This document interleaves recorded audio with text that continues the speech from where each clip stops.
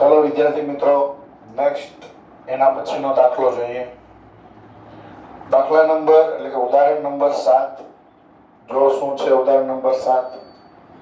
તો ઉદાહરણ નંબર 7 ની રકમ જોઈએ। રામ લક્ષ્મણ અને સીતા એક પેઢીના ભાગીદારો છે। રામ લક્ષ્મણ અને સીતા, રામ લક્ષ્મણ અને સીતા એક પેઢીના ભાગીદારો છે। 1/4/2016 ના રોજ તેઓની મૂડી અનુક્રમે, તો કે અનુક્રમે એટલે સૌપ્રથમ પહેલા રામની મૂડી આપી દીધી છે તો કે 40,000, લક્ષ્મણની મૂડી 30,000 અને સીતાની મૂડી તો કે 80,000 રૂપિયા છે। વર્ષના અંતે નફાની વેચણી કર્યા પછી માલુમ પડ્યું કે મૂડી પર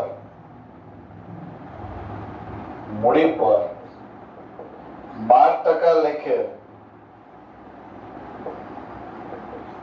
વ્યાજ ગણવાનું રહી ગયું છે। વ્યાજ ગણવાનું રહી ગયું છે। તો ભૂલ સુધારણા માટે તો કે આપણે આમનો લખવાની થાય છે। તો વિદ્યાર્થી મિત્રો, અહીંયા વાત એમ થાય છે કે ભાગીદાર જે છે એ ભાગીદાર ની જે મૂડી છે 40,000, 30,000 ને 80,000, આ મૂડી ઉપર 12% લેખે વ્યાજ ગણવાનું હતું, જે 12% લેખે વ્યાજ ગણવાનું રહી ગયું છે। તો આ જે વ્યાજ ગણવાનું રહી ગયું છે એની ભૂલ સુધારણાની આપણે લખવાની છે આમ। તો સૌપ્રથમ આપણે પહેલું કામ એ કરીએ કે ત્રણેય ભાગીદારો જે છે એ ત્રણેય ભાગીદારોની મૂડી પર ગણી લઈએ વ્યાજ। તો કે રામ લક્ષ્મણ અને સીતા, અહીંયા આવી રીતે ત્રણ ભાગીદારો આપી દીધા છે। રામ લક્ષ્મણ અને સીતા ની તો કે સૌપ્રથમ પહેલા મૂડી પર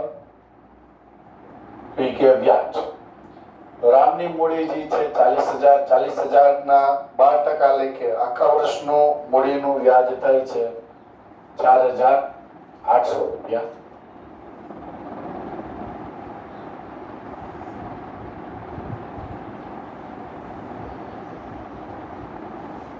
ત્યારબાદ તો કે લક્ષ્મણની મૂડીનું વ્યાજ ગણીએ તો લક્ષ્મણની મૂડીનું વ્યાજ થાય 3600 રૂપિયા અને સીતાનું મૂડીનું વ્યાજ થાય તો કે 9,600 રૂપિયા। હવે વિદ્યાર્થી મિત્રો, આપણે પહેલા શું કર્યું તો કે ભાઈ પહેલા આપણે મૂડી પર ગણી લીધું વ્યાજ। કેટલું વ્યાજ ગણ્યું તો કે 4800 રૂપિયા, 3600 રૂપિયા અને 9,600 રૂપિયા। ત્રણેયનો ટોટલ કરવામાં આવે તો કુલ મૂડી પર વ્યાજ જે છે તો આપણને મળે કુલ વ્યાજ। તો કુલ વ્યાજ કેટલું થાય તો કે કુલ વ્યાજ ગણાય છે 18,000 રૂપિયા। હવે વાત એ છે કે આપણે વ્યાજ તો ગણી લીધું, બરાબર? કોની મૂડી ઉપર કેટલું વ્યાજ તે આપણે ગણી લીધું તો કે 4800 રૂપિયા, 3600 રૂપિયા, 9,600 એટલે કુલ મૂડી પર વ્યાજ કેટલું થયું તો કે કુલ મૂડી પર વ્યાજ થયું 18,000 રૂપિયા। હવે મૂડી પર વ્યાજ જે છે, ખરેખર મૂડી પર વ્યાજ એ ઉધાર થાય છે ને આ મૂડી પર વ્યાજ જે છે ભાગીદારોના મૂડી ખાતાની અંદર ઉધાર બાજુ આવે છે। મૂડી પર વ્યાજ જે છે એ ઉધાર થાય, પેઢી વ્યાજ ચૂકવવું પડે ને આ કુલ વ્યાજ 18,000 રૂપિયા થાય છે। જે વ્યાજ ગણવાનું રહી ગયું હતું, મતલબ હવે એ પેઢી એનું વ્યાજ ગણશે, એનું વ્યાજ ઉધારશે। તો આ વ્યાજ જે છે કયા પ્રમાણમાં વેચવામાં આવે તો વ્યાજ વેચવામાં આવે નફા નુકસાનના પ્રમાણમાં। શું કહ્યું? પહેલા આપણે ત્રણેય ભાગીદારોની મૂડી જે છે એ મૂડી પર 12% લેખે વ્યાજની ગણતરી કરી લીધી। 12% લેખે વ્યાજની ગણતરી કર્યા બાદ કુલ વ્યાજ ત્રણેય ભાગીદારનું મળ્યું 18,000 રૂપિયા। આ જે 18,000 રૂપિયા આપણને જે વ્યાજ મળે છે એ વ્યાજ આપણે ભાગીદારોના હિસ્સામાં ઉધાર કરવું પડે છે। તો એ વ્યાજને આપણે તો કે કુલ વ્યાજને નફા નુકસાનના પ્રમાણમાં વહેંચતા તો અહીંયા નફા નુકસાનનું પ્રમાણ આપણને ક્યાંય આપેલું છે નહીં. જ્યારે નફા નુકસાનનું પ્રમાણ કંઈ ના આપે ત્યારે આપણે નફા નુકસાનનું પ્રમાણ જે છે સરખે હિસ્સે 1:1 ગણીએ છીએ.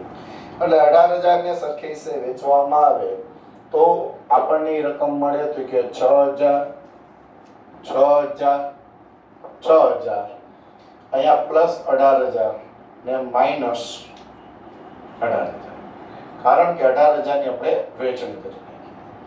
તો કોના ભાગે કેટલી રકમ આવે છે જોઈએ તો કે 4800 માઈનસ 6000 એટલે માઈનસ 1200.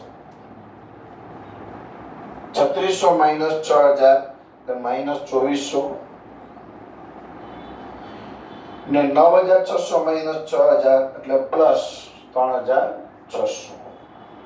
અગાઉ જણાવેલું હતું, ફરીથી એકવાર કહું છું કે જ્યાં ઉધાર આવે માઈનસ આવે એ માઈનસ ને આપણે ઉધાર તરીકે દર્શાવવામાં આવે છે, કારણ કે એ રકમ ઉધાર થશે, ને જે પ્લસ આવી રકમને જમા તરીકે દર્શાવવાની કે જમા ગણવામાં આવે છે. હવે વિદ્યાર્થી મિત્રો આ આપણે કરી ભૂલ સુધારણા. હવે ભૂલ સુધારણાની આપણે લખીએ નોંધ. નોંધ એટલે કે આમ નોંધ લખીએ.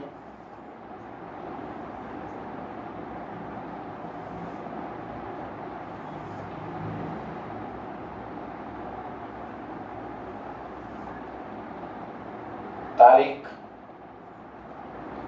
વિગત, ઉધાર, જમા, રકમ રૂપિયા. તો ભૂલ સુધારણા નોંધ મુજબ ઉધાર તો કે રામના મૂડી ખાતે ઉધાર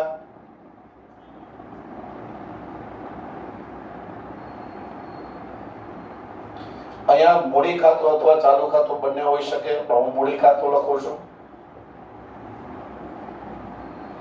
ત્યારબાદ તો કેટલા રૂપિયા તો કે ભાઈ 1200 રૂપિયા.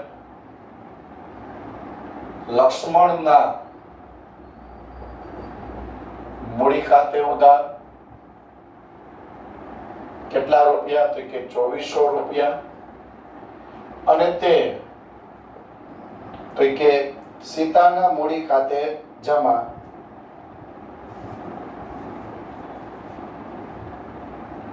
કેટલા રૂપિયા તો કે 3600 રૂપિયા. તો અહીંયા વિદ્યાર્થી મિત્રો શું વાત થઈ તો કે ભાઈ ત્રણેય ભાગીદારની જે કુલ 18,000 રૂપિયા જે વ્યાજ ચૂકવવા પાત્ર થતું હતું, એટલી 18,000 જેટલી રકમ જે છે કે 18,000 જેટલી રકમ તો કે મૂડી ખાતેથી ઘટાડવી પડે, ને 18,000 જેટલી રકમ મૂડી ખાતેથી ઘટાડવી પડે એટલે આટલી રકમ ઉધારવી પડે. ઉધારી ત્યારે આપણે પહેલા તો કે કોના ખાતે ઉધારવી પડે છે તો કે ખાસ કરીને જે રામ અને લક્ષ્મણજી છે, રામ અને લક્ષ્મણના મૂડી ખાતે ઉધાર કર્યું, જ્યારે આપણે સીતાના મૂડી ખાતે જમા કર્યું. દાખલો ફરીથી એકવાર આખું સમજાવું છું. શું કે છે તે ત્રણ ભાગીદાર છે, રામ, લક્ષ્મણ અને સીતા, જેમની મૂડી અનુક્રમે 40,000, 30,000 અને 80,000 છે. મૂડી પર 12% લેખે જે વ્યાજ ગણવાનું હતું એ વ્યાજ ગણવા લઈ ગયો તો આપણે અહીંયા ભૂલ સુધારણા થઈ ને એ ભૂલ સુધારણાની નોંધ લખી કે આમ નોંધ લખી. સૌપ્રથમ પહેલા શું કરવાનું કે ભાઈ જે વ્યાજ ગણવાનું રહી ગયું છે તો એ વ્યાજ આપણે ગણી લીધું, બરાબર. હવે આ વ્યાજ જે છે એ વ્યાજ આપણે ઉધારવું પડે, પણ કયા પ્રમાણમાં કે નફા નુકસાનના પ્રમાણમાં. તો નફા નુકસાનનું પ્રમાણ આપેલું નથી એટલે સરખે હિસ્સે નફા નુકસાનનું પ્રમાણ વેચતા 6,000, 6,000 અને 6,000. કુલ મૂડીનું વ્યાજમાંથી નફા નુકસાનના પ્રમાણમાં વેચણીનું જે વ્યાજ છે એ માઈનસ કરવામાં આવે, બરાબર. તો જે રકમ માઈનસ થાય છે એ આપણે ઉધાર તરીકે દર્શાવશું, અને જે રકમ પ્લસ થાય છે એ આપણે જમા તરીકે દર્શાવશું. એટલે આપણને આમનો જ બને છે. રામના મૂડી ખાતે ઉધાર 1200, લક્ષ્મણના મૂડી ખાતે ઉધાર 2400, તે સીતાના મૂડી ખાતે 3600 રૂપિયા થાય છે. બીજી રીત આખી વાત કરું, સરળ ભાષામાં સમજાવવાનો પ્રયત્ન કરું તો આમ છે. મૂડી પર વ્યાજ ખરેખર કેટલું હતું તો ભાઈ 4,800 રૂપિયા. તેની ખાતે વધારાનું વ્યાજ કેટલું અપાઈ ગયું તો 6,000. તો જેટલું વધારાનું જમા થયું છે એટલું વ્યાજ ફરીથી ઉધાર કરો. સેમ વસ્તુ અહીંયા ઉધાર કર્યું, ને જેટલું ઓછું જમા થયું છે એટલું તમે જમા કરો. એટલે અહીં બે જગ્યાએ વિગત ઉધાર થાય છે, જ્યારે અહીંયા રકમ જે છે એ જમા થાય છે. વિદ્યાર્થી મિત્રો આના જેવો સેમ ટુ સેમ દાખલો ઉદાહરણની અંદર જેવો દાખલો છે એવો જ દાખલો સ્વાધ્યાયમાં પણ આપેલો છે. તો હવે આપણે સ્વાધ્યાયનો દાખલો જોઈએ. સ્વાધ્યાયનો દાખલા નંબર કે સ્વાધ્યાયમાં દાખલા નંબર 7 છે એ જોઈએ. સ્વાધ્યાયમાં દાખલા નંબર 7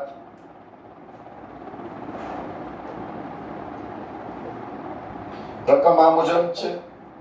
રામ, રહીમ અને ઈશુ ત્રણ ભાગીદાર કે રામ,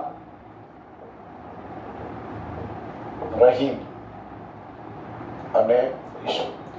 રામ, રહીમ અને ઈશુ એક ભાગીદારી પેઢીના તો કે એક પેઢીના ભાગીદારો છે. 1/4/2000 નો રોજ તેમની મૂડી જે છે એ અનુક્રમે 60,000,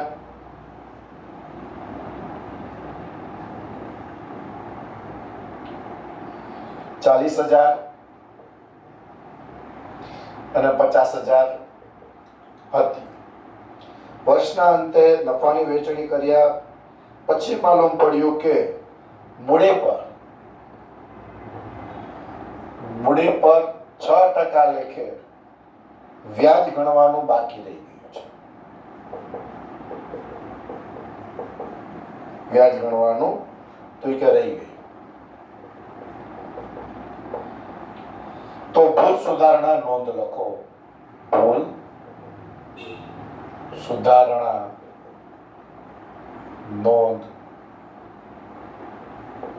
નોંધ લખો.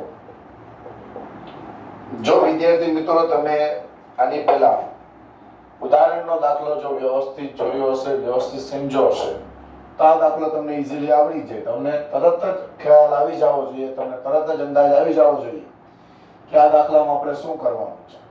ઓલા દાખલાની જેમ જ છે, સેમ ટુ સેમ. બે જ વસ્તુ ખાલી બદલી. એક બદલી ગઈ તો કે મૂડીની રકમ, બીજું બદલી ગયું મૂડી પર વ્યાજ. બાકી સેમ ટુ સેમ વસ્તુ છે, કંઈ ચેન્જ નથી. ઓલા દાખલાની જેમ જ આ દાખલો છે. ગણીએ જો કેમ થાય. તો સૌપ્રથમ પહેલા તો કે આપણે ત્રણેય ભાગીદારનું ગણી લેશું મૂડી પર વ્યાજ. રામ,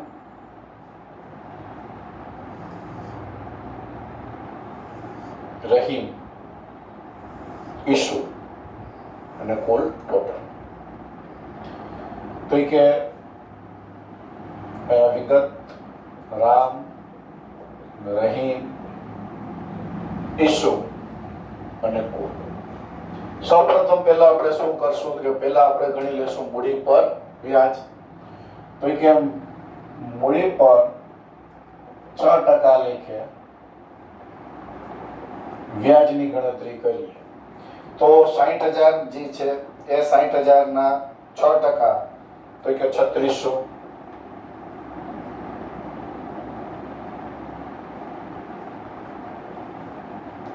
છ 2400, 6 પંચા 30, 3,000 રૂપિયા થાય. હવે ત્રણેય ભાગીદારનું જે વ્યાજની કુલ રકમ જે છે તો કે ત્રણેયનું કુલ ટોટલ કરતા પ્લસ મળે આપણને કેટલા? 9,000. હવે આ પેલા આપણે ગણી લીધું શું તો કે મૂડી પર વ્યાજ. હમણાં અગાઉ કીધું પ્રમાણે કે સૌપ્રથમ પહેલા આપણે શું ગણવાનું છે? મૂડી પર વ્યાજ. ત્રણેય ભાગીદારનું મૂડી પર વ્યાજ પ્લસ થાય છે એટલે કુલ ટોટલ 9,000. હવે આ મૂડી પર વ્યાજ જે છે એ મૂડી પર વ્યાજ તો કે નફા નુકસાનના પ્રમાણમાં વહેંચવામાં આવે છે. નફા નુકસાનનું પ્રમાણ કઈ નથી આપ્યું તો આપણે ધારી લેવાનું 1/1/1. એટલે કે નફા નુકસાનના પ્રમાણ મુજબ કે વ્યાજની વહેંચણી. તો આ 9,000 ને આપણે વહેંચીએ, સરખા પ્રમાણમાં વહેંચીએ એટલે 3,000 3,000 3,000 વેચાય.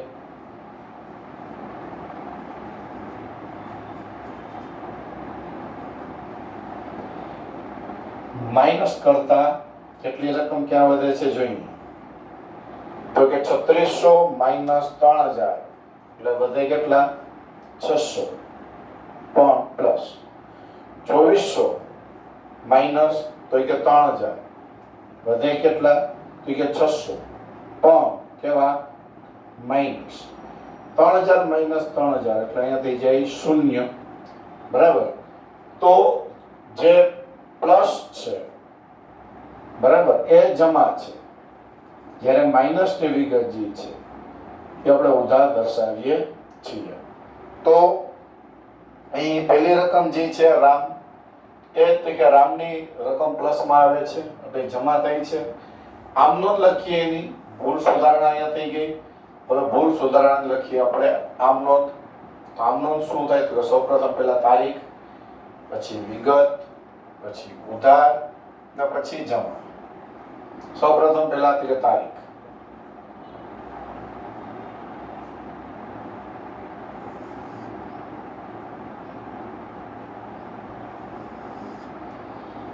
તારીખ, વિગત, ઉધાર અને જમા રકમ લખ્યા. તો વિગત, શું વિગત બનશે કે ભાઈ રહીમ ખાતે ઉધાર, કારણ કે માઇનસ છે એટલે રહીમ ખાતે ઉધાર 600 રૂપિયા તે રામ ખાતે જમા કેટલા રૂપિયા? 600 રૂપિયા. તો આ ભૂલ સુધારણાની થઈ ગઈ. તો આપણને રકમમાં કહે છે કે ભૂલ સુધારણા કર લખો. અને ભૂલ સુધારણાની આમનો સેમ ટુ સેમ દાખલો હતો, જેવો આપણે ઉદાહરણનો દાખલો જોયો એવો જ દાખલો સ્વાધ્યાયનો છે, બરાબર, કે જેમાં મૂડી આપી દીધી છે, મૂડી પર 6% વ્યાજ આપી દીધું છે, વ્યાજ ગણવાનું રહી ગયું હતું. તો આપણે સૌપ્રથમ પહેલા મૂડી પર વ્યાજ ગણી લીધું. મૂડી પર વ્યાજની ગણતરી કર્યા બાદ એ વ્યાજને નફા નુકસાનના પ્રમાણમાં વેચી દેવામાં આવે છે. જે માઇનસ આવે એ રકમનો ઉધાર કરીએ છીએ અને જે પ્લસ આવે એ રકમને આપણે જમા કરીએ છીએ. આમનમ બને છે આમ, રહીમ ખાતે ઉધાર તે રામ ખાતે જમા. આની સમજૂતી મેં આની પહેલા જ ઉદાહરણમાં આપી દીધેલી છે. બીજી વસ્તુ, આના અગાઉના લેક્ચરની અંદર આ જે આમનોંધના દાખલાઓ આવેલા હતા એની અંદર તમે એ વસ્તુ નોટ કરેલી હશે વિદ્યાર્થી મિત્રો, કે જે ઉધાર આવે છે, માઇનસ આવે છે એ ઉધાર જ થાય છે, પ્લસ આવે છે જમા થાય છે. શા માટે માઇનસ ઉધાર કરવામાં આવે પ્લસ જમા કરવામાં આવે, મેં અગાઉના લેક્ચર જે ગયેલો છે એ લેક્ચરમાં સમજાવી દીધું છે, આજે સમજાવ્યું છે, બરાબર. હવે તમને ખ્યાલ આવી ગયો હોવો જોઈએ કે શા માટે અહીંયા માઇનસ થાય એ ઉધાર થાય ને પ્લસ થાય એ જમા થાય. નેક્સ્ટ ઉદાહરણ નંબર, એના પછીનું સ્વાધ્યાય પછી ઉદાહરણનો દાખલો લઈએ. તો હવે ઉદાહરણના દાખલા નંબર 8. ઉદાહરણનો દાખલા નંબર 8 શું કહે છે જોઈએ.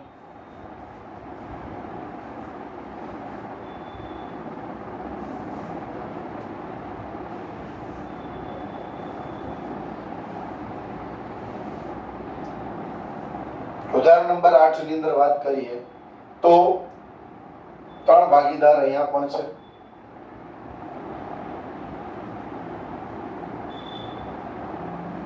કયા 3 ભાગીદાર છે?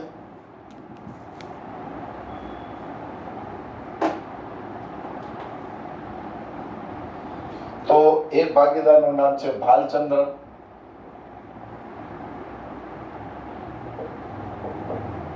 બીજા ભાગીદારનું નામ છે દર્શના અને ત્રીજા ભાગીદારનું નામ છે અંકિત.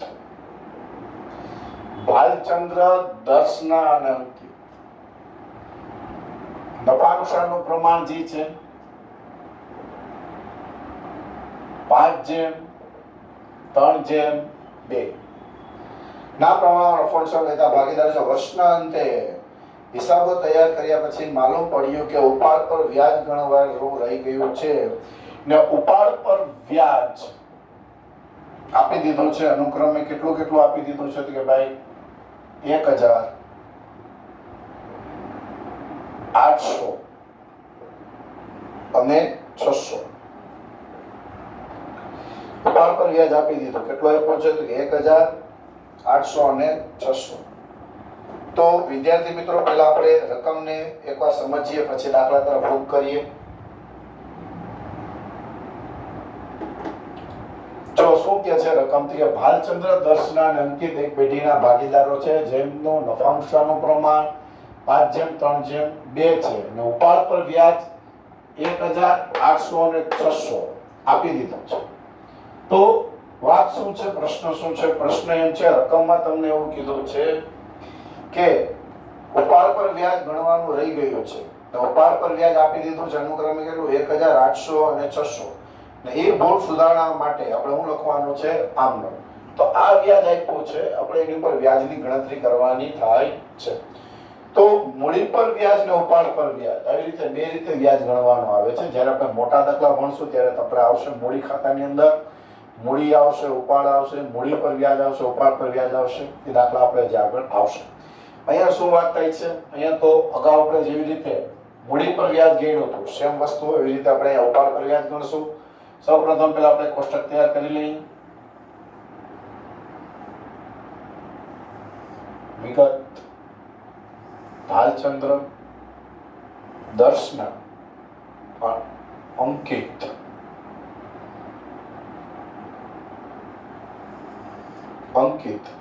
અને છેલ્લે કુલ ટોટલ.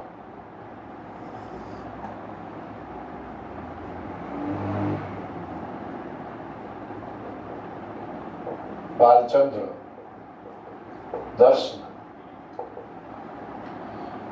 અંકિત અને છેલ્લે આવે છે તો કે ભાઈ કુલ રકમ. હવે પહેલી વસ્તુ તો એ રહી આપણે શું કરવાનું રહીએ. તો આપણે દાખલો ગણતા પહેલા આપણે એ જોવું પડે કે ઉપાડ પર વ્યાજ, તો કે ઉપાડ પર વ્યાજ જે છે કેટલું આપી દીધું છે? તો કે ત્રણેય ભાગીદારનું જે ઉપાડ પર વ્યાજ આપી દીધું છે 1806.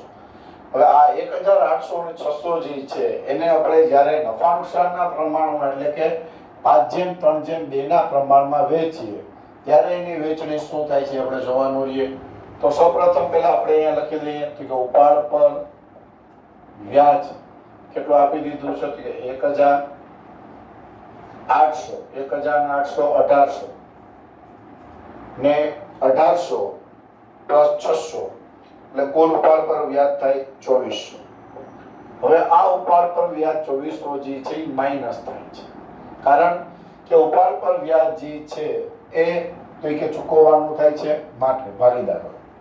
હવે આ કુલ 2400 રૂપિયા જે છે એ 2400 રૂપિયાને નફા નુકસાનના પ્રમાણમાં વેચવામાં ગયા 5:3:2.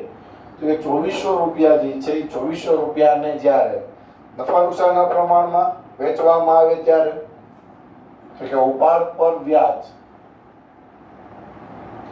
નફા નુકસાનના પ્રમાણમાં વેચતા, તો નફા નુકસાનના પ્રમાણમાં વેચવામાં આવે તો કોના ભાગે કેટલા રૂપિયા આવે છે? તો અહીંયા આવે 1200 પ્લસ પછી 720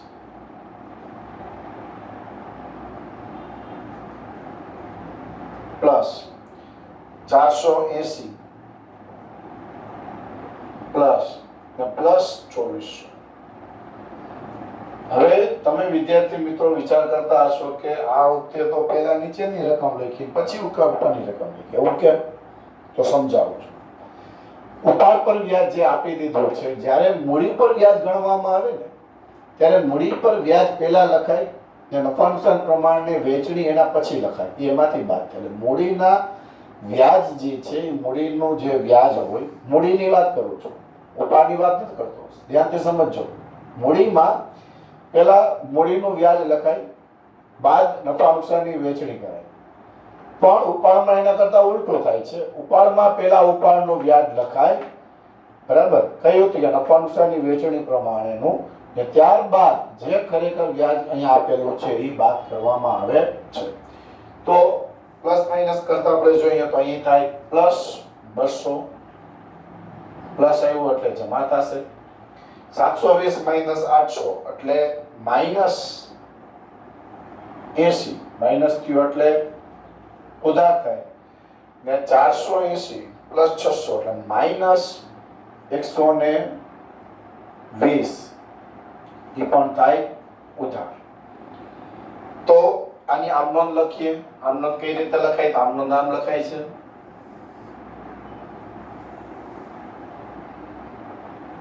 તારીખ, વિગત, ઉધાર, જમા. ખાપા ન લખીએ ચાલે.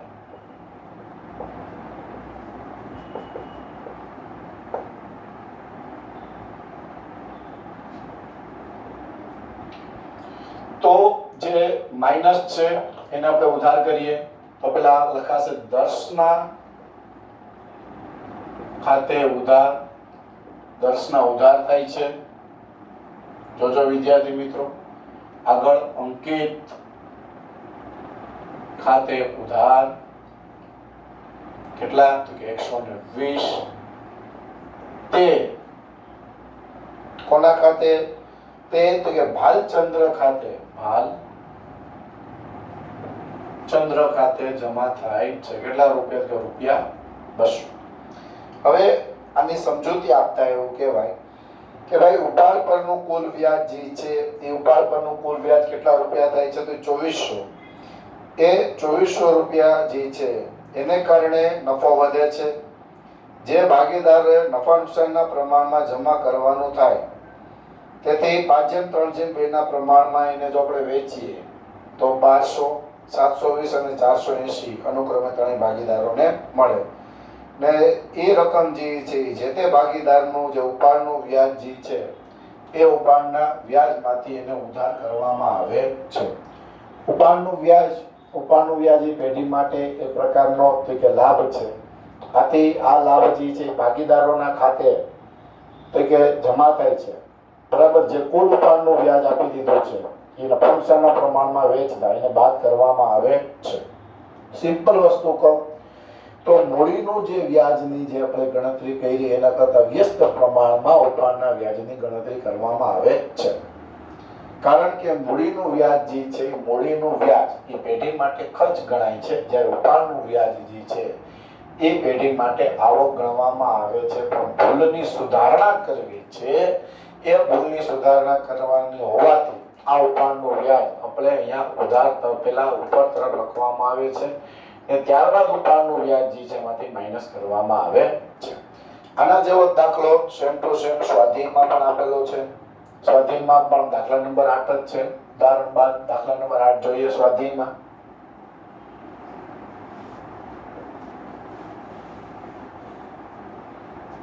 સ્વાધ્યાયની અંદર દાખલા નંબર 8 તો શું કહે છે સ્વાધ્યાયમાં દાખલા નંબર 8? જો તો એ કે ભાઈ 3 ભાગીદાર છે.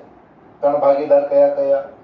કે દાખલા નંબર 8 લતા, ગીતા અને પ્રવીણા. લતા, ગીતા અને પ્રવીણા એક પેઢીના ભાગીદારો છે. નફા નુકસાનની વહેંચણી કર્યા પછી તો કે માલુમ પડ્યું કે ઉપાડ પર વ્યાજ અનુક્રમે કેટલું ગણાઈ ગયું છે? ઉપાડ પર વ્યાજ ગણ્યું છે અનુક્રમે 2700 રૂપિયા, 1200 રૂપિયા અને 1500. 2700, 1200 અને 1500 ઉપાડ પર વ્યાજ ગણેલું છે. તો ભૂલ સુધારણાની આમ નોંધ લખો. ભૂલ સુધારણા નોંધ લખો.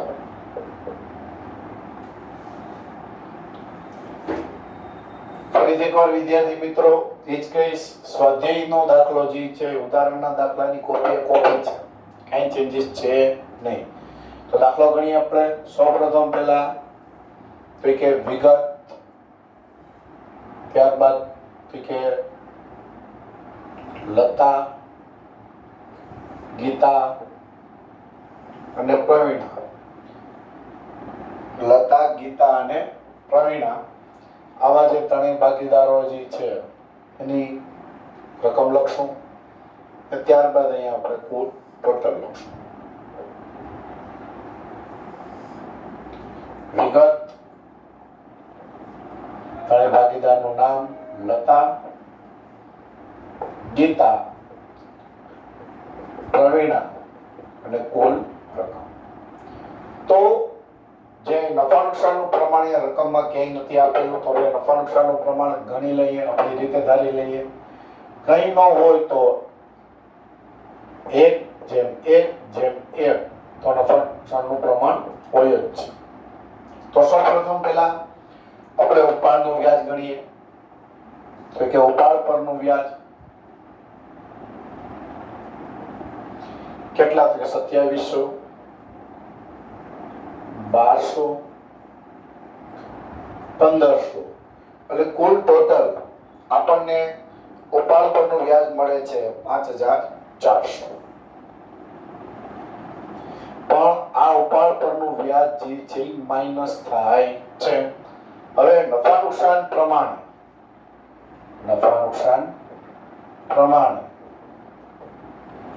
ઉપાડ પરનું વ્યાજ, નફા નુકસાનની વહેંચણી પ્રમાણે ઉપાડ પરનું વ્યાજ આપણે ગણીએ તો નફા નુકસાનની વહેંચણી પ્રમાણે ઉપાડ પરનું વ્યાજ સરખે હિસ્સે વેચાય એટલે 1800 રૂપિયા,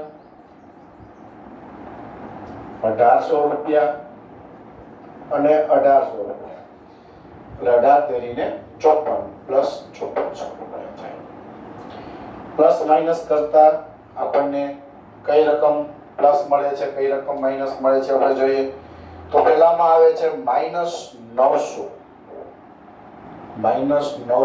ઉધાર, માઇનસ છે એટલે આપણે ઉધાર દર્શાવીએ છીએ, પ્લસ 1800 માઇનસ 1200 એટલે આપણને મળે છે પ્લસ 600 ઈ કહેવાય જમા, પ્લસ 1800 અને માઇનસ 1500 એટલે અહીંયા આપણને મળે પ્લસ 300 એ પણ કહેવાય જમા.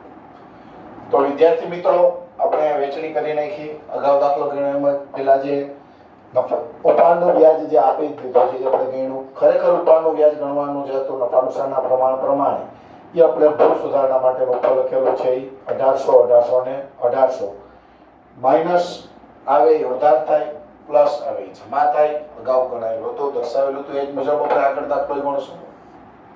તારીખ, ઉધાર, જમા.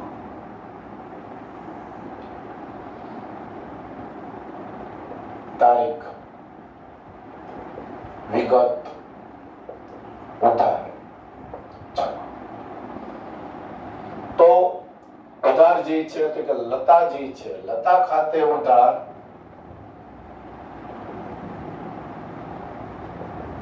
લતા ખાતે ઉધાર કેટલા રૂપિયા તો કે 900, તે કોના ખાતે જમા થશે તો કે તે ગીતા ખાતે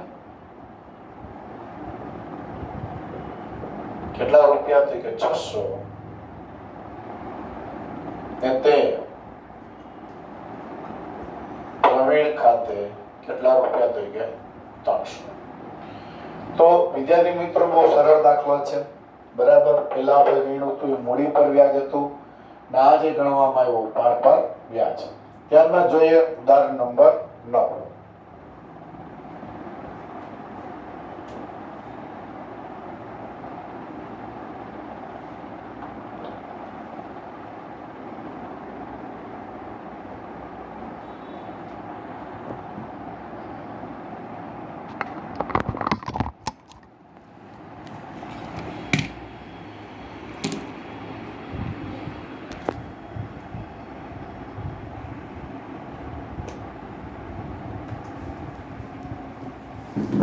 Yallah.